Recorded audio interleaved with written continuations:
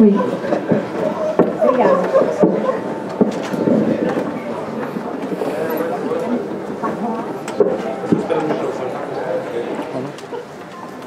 Pessoal, recebam o Fabiano Nunes, que é pesquisador, palma de palmas para a equipe.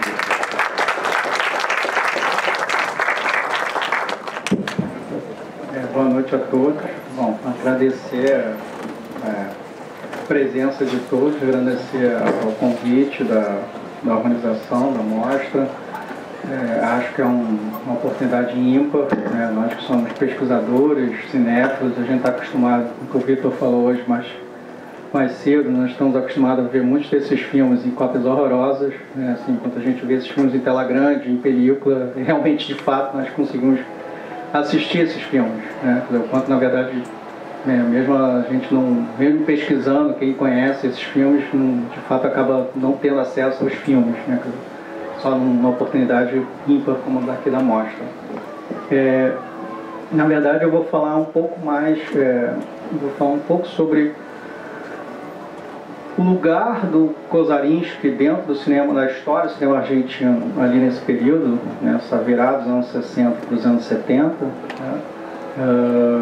E depois, especificamente, talvez a gente começar a botar algumas questões em relação do filme que a gente acabou a assistir, particularmente. No catálogo tem um texto muito bom, né, do Davi Olbinha, né, que é um pesquisador argentino que estuda não só cinema de vanguarda, mas também ele estuda literatura de vanguarda. Ele pega exatamente os anos 60, os anos 70. Ele chama a atenção que o Kozarinski, né, ele, na verdade, a partir de 1968 até por volta de 72, quando a Argentina está vivendo, né, sob uma ditadura, né, uma das tantas, né, a autodenominada Revolução Argentina, né, com o golpe em 66, e depois por volta, né, de 73, 74, você vai ter já o processo, né, a chamada Primavera Camporista, e depois a volta do Perón, né, o terceiro mandato do Perón, né. A gente vai ter um grupo, né, de cineastas, mais que um grupo de cineastas, talvez mais um grupo de filmes, que ficou conhecido como o Grupo dos Cinco, né, o Grupo de los Cinco, né, vão ser, na verdade, eles mesmos se autodenominam, né, são 5 cineastas, né, o Alberto Fishman, Ricardo Becher, Nestor Partenostro, Raul de la Torre e o Juan José Stagnaro. Que eles vão fazer vários filmes exatamente desse período, 68 até 72. O filme inicial desse processo é o The Players versus Los Angeles Caídos, do Fishman, né, de 69. Na verdade, ele começa a rodar em 68 e o filme começa a circular em 69. E tem 3 cineastas, né, que são considerados, a rigor, né, na origem, eles não são do Grupo dos 5, mas tem mais 3 que vão, né, a mesma galera que se frequenta, né, eles, né, todos trabalhavam, se conheciam, que vai ser o Kozarinski, o Júlio César Ludueño e o Miguel Berro, né, que vão fazer também filmes de 71 até por volta de 74, né. E são filmes que, bom, primeiro é uma cinematografia que foi muito, digamos assim, recentemente redescoberta. De uns 15 anos para cá, de uns 10 anos para cá, teve né, o próprio filme que a gente viu, o Vitor comentou, né, um filme que era considerado perdido, né, ou seja, esses filmes estão vindo à tona, né, primeiro uma redescoberta pela historiografia, tá? Eu acho que é muito sintomático, né, foi em 2001, teve uma mostra do Bafis, né, do Festival de Buenos Aires, uma grande mostra sobre o Grupo dos 5, né, e mais esses 3, tá? E eu acho que é bem sintomático no sentido que aquelas coisas de coincidências, né, históricas, que é exatamente no mesmo ano que a gente parar para pensar, mesmo ano que vai ter a grande, né, a mostra do cinema marginal aqui no Brasil, no CCBB, né, na produção do Pulpo, né, em São Paulo, no Rio de Janeiro, em que uma geração de cineastas, críticos vão reconhecer esses filmes muita gente que só conhecia de livros, né, os clássicos livros do Fernão Ramos, né, do Jair Ferreira, a gente vai poder ver os filmes. Bom, agora a gente sabe, está no site, na internet, bom, os DVDs, né, os filmes existem, acho que essa é a grande questão, os filmes tornaram visíveis. Então acho que é bem sintomático, como nos anos 2000, Grupo dos Cinco e Kozarinski e companhia, né, na Argentina, e o cinema marginal aqui no Brasil, vão ter um novo olhar, né, e isso, acho que essa sessão é feliz, né, se a gente pegar Lucrécia Mortel com pontos suspensivos, né, exatamente o quanto essa nova geração, né, essa geração contemporânea, dialoga e vai reivindicar essa produção totalmente underground, né? E um novo olhar sobre a historiografia, tá? Acho que esse é um ponto, né? E essa coincidência histórica, né? Acho que é bem exatamente no mesmo ano, no Bafice, né? E aqui no Brasil, a gente está redescobrindo o cinema marginal, tá? Isso é uma questão. Para a gente entrar um pouco, entender um pouco essa produção na época, tá? Bom, com um golpe, né, do general Juan Carlos Ogani em 66, que bom, toda a historiografia a gente sabe, ela é arbitrária, como toda a cronologia, né? Então, o chamado Nuevo Cine Argentino, né, ou a chamada geração de 60, tradicionalmente ela termina em 66 com um golpe, né? E é considerado talvez o último filme do Nuevo Cine, nesse sentido historiográfico, o Crônica de um Ninho Solo, do Leonardo Fabio, que é o filme exatamente de 66. Porque aí as estruturas de produção mudam, né? Ou seja, a Argentina volta a viver sob uma ditadura, e vai ter uma das piores censuras, né? O temido ente de qualificação cinematográfica, que era o órgão de censura, que era uma censura prévia, né? Ou seja, você tinha que mandar os projetos, você tinha que mandar os roteiros para ser aprovado, aí o filme era feito, para ganhar o certificado também passava de novo pela censura. Então o filme passava pelo órgão 2 vezes, tá? E aí a gente vai ver uma galera, bom, aí o que tradicionalmente a gente vai ver na historiografia? Uma produção totalmente clandestina, né? Quer dizer, esses filmes vão circular sem passar pela censura, né? É o grande momento que, né, surge o grupo Cine Liberação e Laura de los Hornos, o filme marca, o filme chave, né, exatamente ali em 67, 68. É um filme que a gente sabe que é produzido, distribuído, né, de forma totalmente clandestina, né, um filme que está dialogando exatamente com criticando ali o regime, né, a ditadura, né, de Onganía. E essa galera, né, underground, digamos assim, que é o mesmo esquema. Quer dizer, os caras vão fazer os filmes no seu próprio bolso e os filmes vão ser exibidos de forma clandestina. Esses filmes não entravam em cartaz. Esses filmes não passavam, não ganhavam o certificado do Instituto de Cinema, né? No caso do Grupo dos Cinco, é um pessoal que vem da publicidade, né? Aliás, como Solanas, né?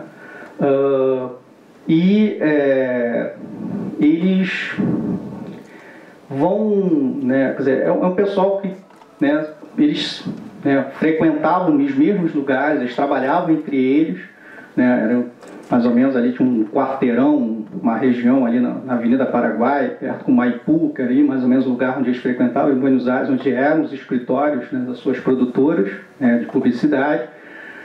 Era o lugar onde eles bebiam, né, era o bar, não sei o que, ou seja, era um lugarzinho, um circuitinho onde eles frequentavam. E uma figura-chave que vai ser para eles também é o filme que inclusive abriu a mostra, o Invasão, né, do Hugo Santiago, que também é o mesmo, todo mundo era conhecido, tá? Para a gente entender um pouco a época, né, não vou aqui falar muito do The Players, até porque é um filme que não está na mostra, no próprio catálogo o Victor lamenta não ter conseguido trazer a cópia. Eu acho que é um filme, acho que é um dos filmes mais impressionantes do cinema argentino, né? É um filme que tem várias camadas de leitura, né? Eu vou, para a gente entender um pouco o pano de fundo, né, sobre um uma situação que aconteceu, que ficou famoso como a Noite das Câmaras Despertas, né? A Noite das Câmaras Despiertas.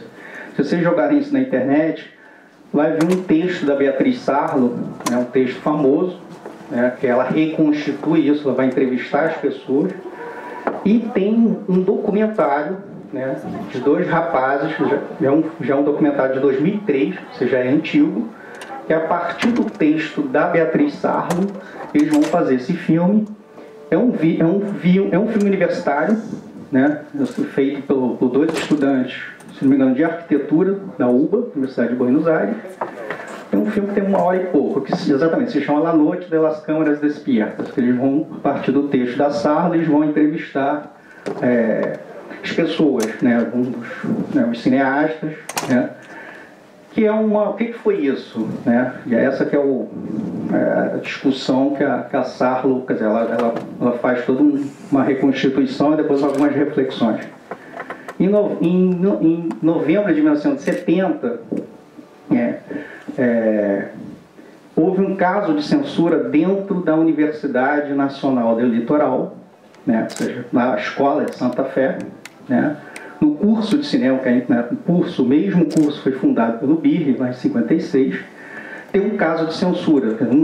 O diretor da faculdade, que tinha sido nomeado pelo reitor, que por sua vez foi nomeado no regime militar, né? Proíbe um filme, né? Os alunos estavam fazendo determinado filme e a faculdade simplesmente proíbe o filme. Isso vira uma discussão dentro da classe, quer dizer, da classe cinematográfica.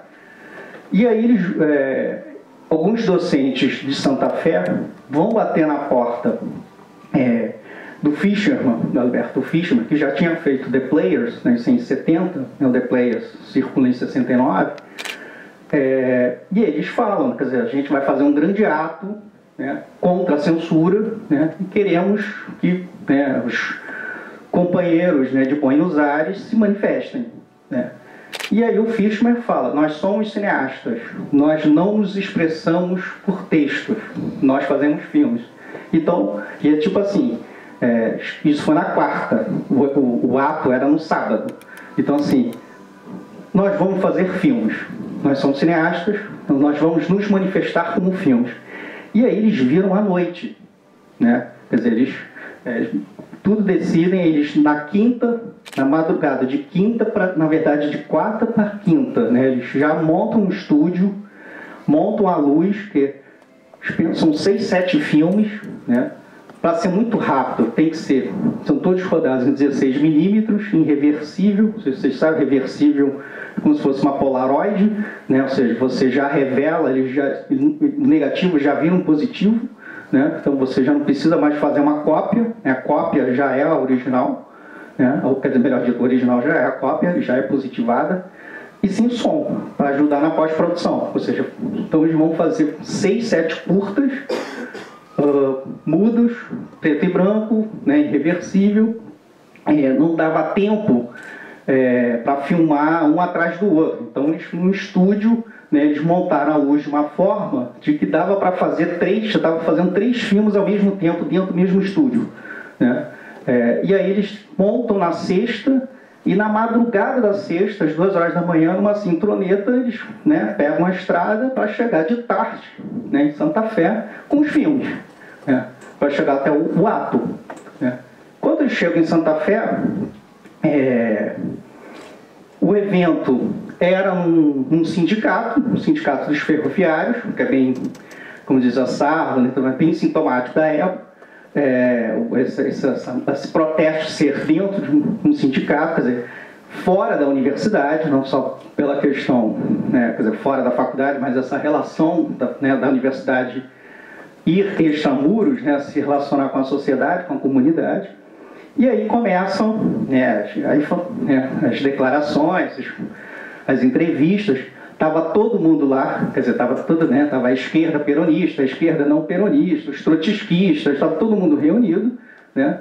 E aí começa, né, as palavras de ordem, não sei o quê, e começam os filmes, né? Tem um filme que é o primeiro que incomoda muito, né? Que é um filme que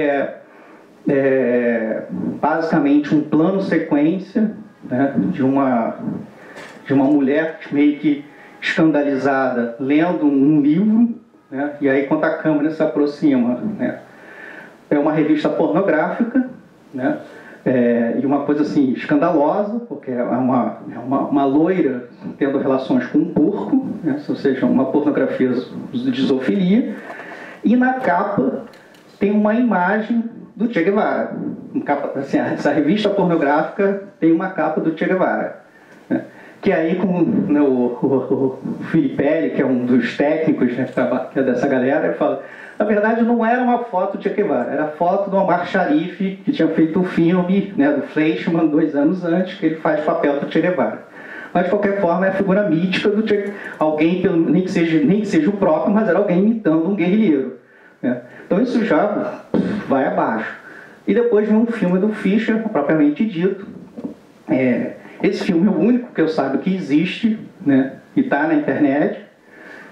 Está no finalzinho desse documentário que eu comentei, que é não vou contar muito, mas assim, é um personagem, o filme é todo mudo, que o personagem está né, está gritando, aí vem uma mordaça, né? Depois ele se gesticula e amarra as mãos, ele começa a patear e amarra os pés, depois ele lança, né, o pênis, aí depois amarra o pênis, e aí, quer dizer, você está cada vez, segundo o Filipelli, acho que é um dos filmes mais explícitos e mais vai né, contra a questão da tortura, da censura, né? E aí o filme, pronto, né? As pessoas ficam, né, uma ala, né, das pessoas que estavam no ar se escandalizam, que o filme era terrorista, né? E aí, ou seja, cria uma grande confusão, né? E aí, acho que, se não me engano, acho que é o Filipelli que brinca que assim, a única coisa que a gente queria era salvar o projetor, né, os filmes que se dane. A gente queria que, quando veio a confusão, porque esses militantes mais aguerridos queriam, né, assim, falando literalmente para porrada, né, porque tem esses caras de Buenos Aires que vieram aqui, tá entendendo? Passar esses filmes com essa... a gente está fazendo um ato contra a censura e vão, né, fazer esses filmes com esse tipo de cinema, com esse tipo de ideologia. E aí até o Filipelli fala: a única coisa que a gente queria salvar o projetor, que era caro e que não era nosso, né, 16 milímetros, né? E aí tem aquela confusão toda, não sei o que, e parece que até o Fischer foi o cara que meio que disse: calma, companheiro, não sei o que meu filme não é terrorista, que o personagem se manifesta, não sei o que, para ter todo mundo. Bom, não vou aqui falar muito, né, desenvolver muito, mas é interessante para a gente pegar o texto da Sarro, que está na internet, que ela usa a chamada noite, né, das câmaras despertas como um retrato da Argentina ali daquele período, isso em novembro de 1970, né? Quer dizer, como você vai ver, pessoas que são todos contra o regime, né, o atual regime, mas você vai ver esse confronto, né, essa briga, né? E no documentário acho que tem uma frase muito bacana do Filipelli, que ele fala assim, mostra muito um certo sectarismo, né?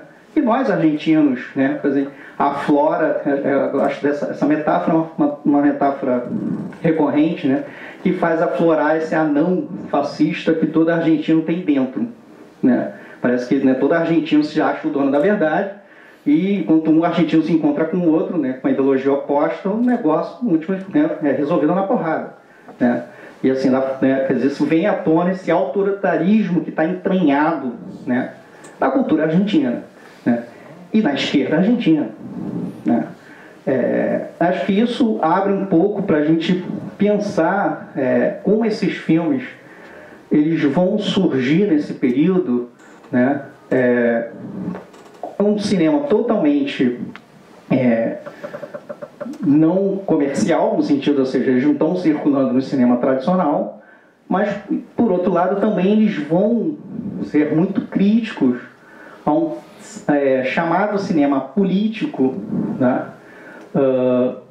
Acho que de duas formas, né? Quer dizer, duas vertentes de um cinema político, né?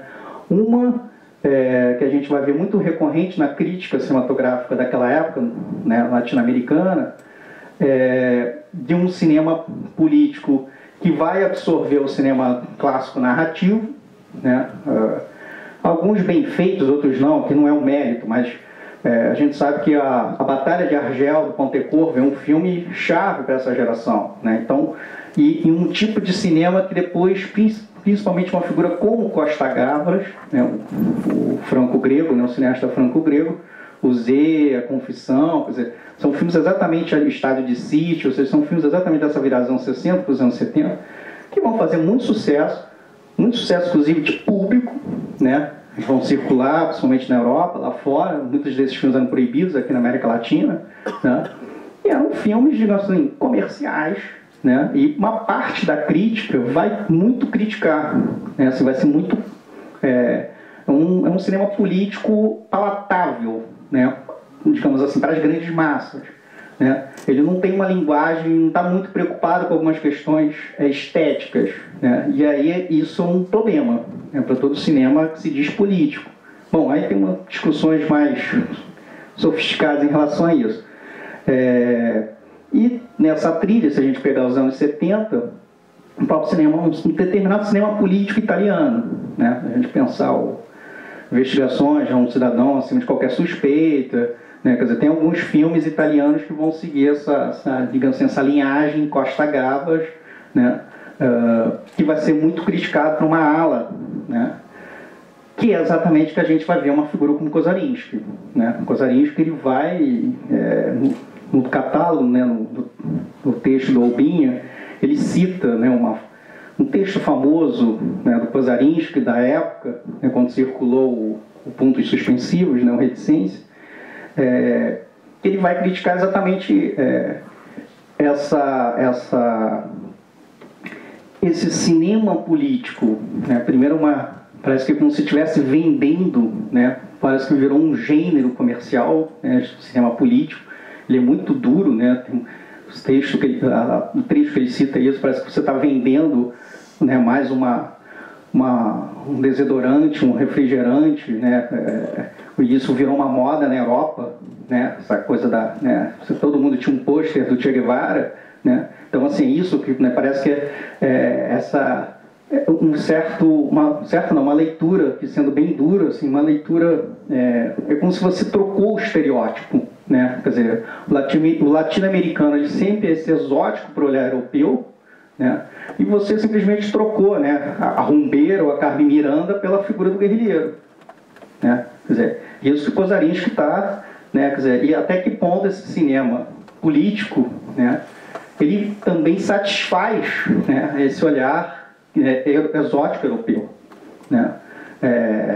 E aí, né, ele é muito duro em relação a isso. Quer dizer, nós não queremos fazer isso, né? Não é isso, não é por aí que o cinema argentino tem que tomar esse rumo, né?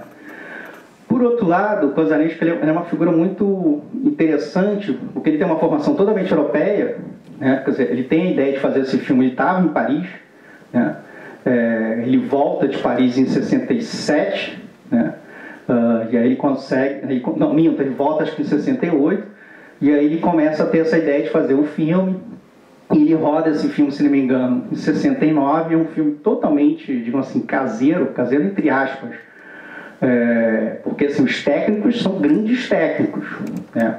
O diretor de fotografia, ninguém menos que o Sorin, né? Que vai, tanto que ele fala que como um filme demorou 1 ano para ser feito, porque só era feito aos fins de semana, quantas pessoas tinham tempo, né? O Sorin, nesse 1 ano, ele virou um grande fotógrafo, né? Quer dizer, muito requisitado, né? Então isso também foi prejudicando a produção do filme. Então, assim, é um filme caseiro nesse sentido, não que o filme seja mal feito, né? É um filme amador, mas é um filme feito de uma forma totalmente independente nesse sentido, né? Quando ele demora 1 ano para rodar esse filme, e ele demora acho que uns 3 meses para montar esse filme. E ele diz que como o filme demorou muito para ser feito, então, obviamente ele foi mudando, né? Ao longo desse ano ele foi mudando, né, as ideias que ele tinha sobre o filme, né? Quer dizer, ele diz que ele tirou toda uma parte do filme, né? Quer dizer, porque na hora quando ele foi montar o filme já não era mais o que ele já tinha mudado a cabeça dele, tá? E a questão, voltando à questão do olhar exótico, né, quer dizer, tem uma questão que eu acho que é bem interessante nas entrevistas, né, as entrevistas do Kozarinskis da época, que aí acho que é bem interessante para a gente pensar o quanto dialoga com Laura de los Hornos nesse sentido. Não sei se alguém aqui já viu, já passou aqui, né, na mostra Laura de los Hornos, na primeira parte, tem um dos capítulos que se chama Cidade Porto, né, a gente vê, né, a forte ironia, né, e a forte leitura, a crítica, né, dura, né, que o Grupo Cine Liberação tem em relação a Buenos Aires. Né? Buenos Aires é a cidade de Porto, né, e é isso, ela é uma cidade, um enclave europeu, que se acha europeu dentro de uma Argentina né, pobre, latino-americana, né, Índia, né, quer dizer, indígena, quer dizer, que vira aquela imagem, né, Buenos Aires, ela é, né, uma cabeça que, né, dá suas costas para o resto da Argentina, olhando para o norte, né, seja na Europa ou os Estados Unidos. Né. E o Kozarinski é muito interessante que ele brinca com isso, né. Aquela sequência, é uma sequência totalmente irônica, né, onde se passa isso, né, que é sensacional, né, ele pega uma narração de um documentário sobre Calcutá, né, com imagem, isso foi a única coisa que ele rodou em 16mm, o filme todo é feito em 35, fez de propósito porque ele queria que tivesse essa imagem meio também foi mal filmado, porque ele queria que tivesse essa imagem granulada, como se fosse uma coisa meio documental, né? E além da praticidade de você andar no meio da rua com a câmera, né? Essa é a grande ironia, quer dizer, ele mostra tem várias camadas, né? Uma é essa imagens de Buenos Aires com essa narração sobre Calcutá, tanto que ele até brinca, né? Ele fala assim, quando esse filme passou na Europa, a gente sabia que tinha latino-americano na plateia quando vinha essa sequência, porque todos riam, os europeus não riam, mas um argentino, um latino-americano que conhece Buenos Aires, saca a piada, tá entendendo? Ou seja, ele tem todo um discurso, né, falando sobre Calcutá, você tem imagens, quem conhece Buenos Aires, quem conhece Buenos Aires reconhece, né, seja a 9 de julho, a Avenida Corrientes, quer dizer, não é uma Buenos Aires escondida, digamos assim, são os locais que as pessoas frequentam, né, frequentavam, né, continuam frequentando, quer dizer, uma coisa meio, digamos, turístico nesse sentido. A trilha sonora é bizarra, porque assim, é uma gravação de uma orquestra argentina dos anos 30 tocando uma música imitando russo, né? Inclusive eles tocam balalaika, né? Então assim, é uma coisa completamente bizarra, né? Quer dizer, e a grande ironia é isso, né? Quer dizer, e aí o Kozarinski, inclusive ele como portenho, se diz, eu estou aqui metendo a ferida na soberba portenha, a gente se acha tão europeu, mas no fundo nós somos no fundo uma grande metrópole de um país de terceiro mundo, né? Buenos Aires é igual a Calcutá, né? Essa que é a grande piada, né? Por outro lado, né, esse se achar europeu, né, que é tão inerente à identidade portenha, o próprio Kozarinski, aí vem, acho que assim, essa que é a divergência em relação ao Laura de los Hornos, quer dizer, ele é como se ele critica, mas ao mesmo tempo ele fala, isso infelizmente faz parte, né? Quer dizer, é como se não tem como tirar isso, não tem como sacar disso, né, de nós. Né? Nós portenhos achamos que somos europeus, isso faz parte da nossa identidade. Né? Acho que para mim tem uma frase que ele fala, que é sensacional, que fala, para nós portenhos, ir a Córdoba é como ir a um país estranho. Quer dizer, aquele ali não é argentino. Né? Quer dizer, é como se estivesse indo para o Chile ou para a Bolívia. Né? Quer dizer, não faz parte da Argentina. E ele fala, isso faz parte, isso, né, é a nossa identidade portenha. Quer dizer, não tem, assim, eu como portenho luto contra isso, mas nós somos assim, né? A gente se acha europeu, né? Acho que essa questão de assumir, né, essa contradição, esse paradoxo, é uma das coisas bem bacanas, né? E aí que é uma ironia que o filme faz, tá? Para fechar, arredondar um pouco mais a questão do filme propriamente dito, é um filme preocupado em pensar, né, a direita. Eu acho que esse é um dos grandes méritos desse filme. Existem poucos filmes, né, latino-americanos de uma forma geral, preocupados em pensar a direita, né? Como alguém de direita pensa. Esse é o esforço do Kozaniski nesse filme, né?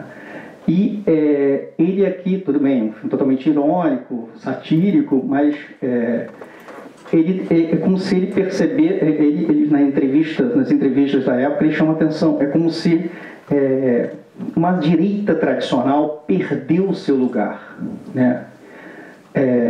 Ele diz que ele teve a ideia de fazer o filme quando ele estava lendo, né, sobre a Argentina em Paris, essa autodenominada Revolução Argentina, né, com o Gania, com o general Gania. E assim, esses valores tradicionais, que são as três instituições que estão aqui representadas no filme, né, quer dizer, o exército, a família, né, e a igreja, eles, né, para uma direita, que ele brinca, uma direita fascista, né, para uma direita eclesiástica pré-concílio Vaticano II, né, não faz sentido. Quer dizer, eles perderam o seu lugar, eles perderam a sua função histórica, né? É como se tivesse uma nova etapa do capitalismo, né, em que esses valores se perderam, né? E claro, uma das chaves de leitura, né, quer dizer, a gente pode ler um filme de várias formas, mas o Kozaniski está sacando, né, a chegada da sociedade de consumo, né? Ou seja, aquela sociedade patriarcal, né, em que certos valores eram fundamentais, já não faz mais sentido, né? Aquela sequência que é sensacional, e aí, como diz o Kozaniski, é uma homenagem, porque ele filma isso no estúdio onde foi filmado o The Players, que é aquela sequência do militar, que é sensacional, do milico, que ele está vestido de um militar do século XIX, com um discurso totalmente século XIX, né, pátria, não sei o que, os valores, a raça, não sei o que. Ele está sendo vaiado, ele tira a roupa, e aí ele coça o saco, olha para, puta caralho, como é grande o Brasil, quer dizer, aquela inveja dos militares argentinos, pô, porque a gente não pega um pedaço desse gigante que é o Brasil, né, a vontade toda a gente, todo milico argentino teve de invadir o Brasil, e vice-versa, né, vamos combinar. E aí depois ele vira um tecnocrata, né, ele muda totalmente o discurso e passa a ser aplaudido. Né? Quer dizer, agora não, vai vir um capital estrangeiro, vai vir não sei o quê, agora eu vou vir numa reunião do International Company Bank, não sei o quê, e eu vou aqui no meu esporte alto, não sei o quê, parado.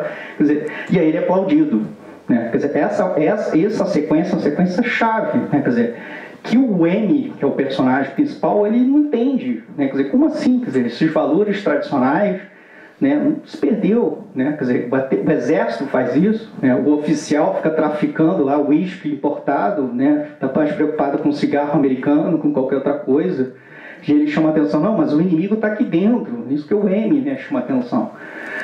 E é exatamente isso, o filme ele brinca com essa direita que perdeu o seu lugar, né? Quer dizer, pelo menos ele reconhecia ali essa ditadura com esse discurso desenvolvimentista, tecnocrata, que está ali na Argentina, nessa virada dos anos 60 para os anos 70, exatamente isso, esse é o esforço, né, dele pensar isso. Né? Acho que esse é o grande mérito do filme. Tá? Sim. Bom, acho que... levantar, né? Acho que eu não sei se alguém tem uma pergunta, acho que é questão, né? Gente, infelizmente não vai dar tempo, porque a caixa tem que fechar às 9 e infelizmente a gente ficou sem tempo. Desculpa. Mas...